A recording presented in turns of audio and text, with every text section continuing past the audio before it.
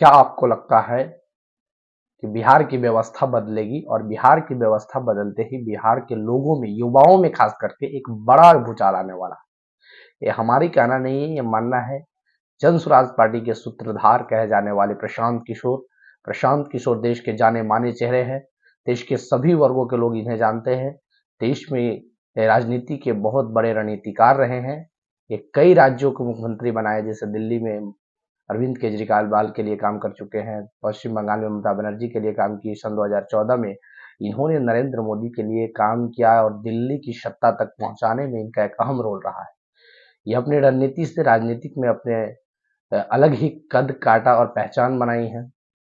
उसके बाद से इन्होंने 2022 में जो है चंपारण से एक पदयात्रा की शुरुआत की थी, जन स्वराज के द्वारा जो पदयात्रा निकाला गया था, उससे के बाद जो है उनकी नई पार्टी की स्थापना की गई। और प्रशांत किशोर का मानना है कि हमारी पार्टी 2025 बिहार विधानसभा चुनाव से पहले जो है, जो दूसरे पार्टी के द्वारा जो वादा किया जाता है, जो अदर काम किए जाते हैं, वो काम नहीं, बल्कि हमारी पार्टी के द्वारा चुनाव से पहले 1 लाख युवाओं को स्वरोजगार पैदा करने के बाद ही पार्टी राजनीति में आएगी।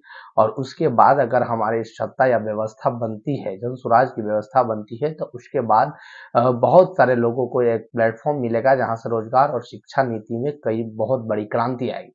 अभी कैसे होगा, इस पर भी हमारी खास बातचीत के दौरान हमें पता चला कि प्रशांत किशोर का मानना है कि प्रशांत किशोर के द्वारा पटना में एनसीटी घाट के पास से जो है आश्रम तैयार किया गया है, जिसमें टेंट सिटी लगाया गया है, और वहां पे रह करके जो बिहार के युवा है, जो पढ़े लिखे बेरोजगार है या बाहर में रह रहे हैं, उसको उतनी समझ नहीं है, उसे डिजिटल से जोड़ने का प्रयास किया जा रहा है।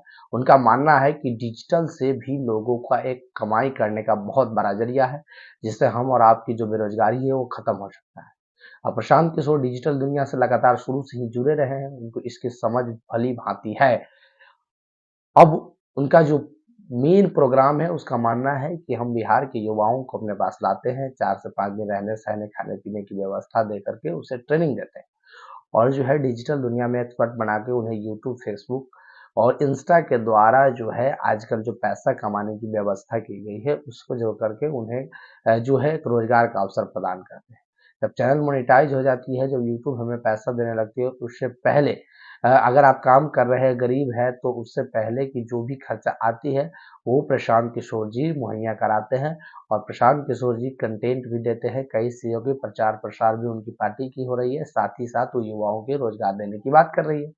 दूसरी तरफ जिन लोगों को उतनी अगर बेसिक डिजिटल जानकारी नहीं है, तो वैसे लोगों को खास बातचीत करके और बातचीत करने के बाद उन्हें एक रोजगार पैदा करने का अवसर दे रहे हैं।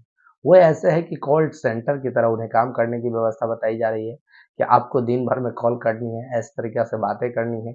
कॉल सेंटर पे जैसे आप रेलवे हो या पुलिस हेल्पलाइन नंबर हो, कस्टमर केयर हो, या आदि कई सारे कंपनी पर अगर कॉल करते हैं, तो वहां से हम उस कंपनी के या उस जो व्यवस्था है, रेलवे है, जो भी सिस्टम है, उसके बदले जो लोग बिहाफ में जो हमें आवाज से कॉल से बात करते हैं, हमें जानकारियां देते हैं, उनकी एक अलग जो है इनकम का सोर्स होता है।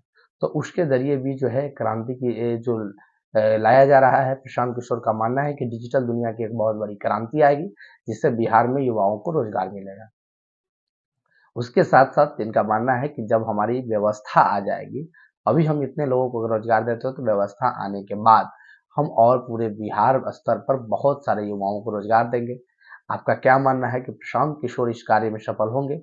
यदि आपका मानना है हाँ, तो अपनी राय कमेंट सेक्शन में जरूर दें, यदि ना तो अपनी राय भी कमेंट सेक्शन में जरूर दें। और साथ ही साथ मेरे चैनल जो है कल्चर मीडिया को सब्सक्राइब करें, और साथ ही साथ बेल आइकन को दबाना ना भूलें, ताकि जो भी लेटेस्ट न्यूज है वो आपको तक ताजा तरीन खबर पहुंचे।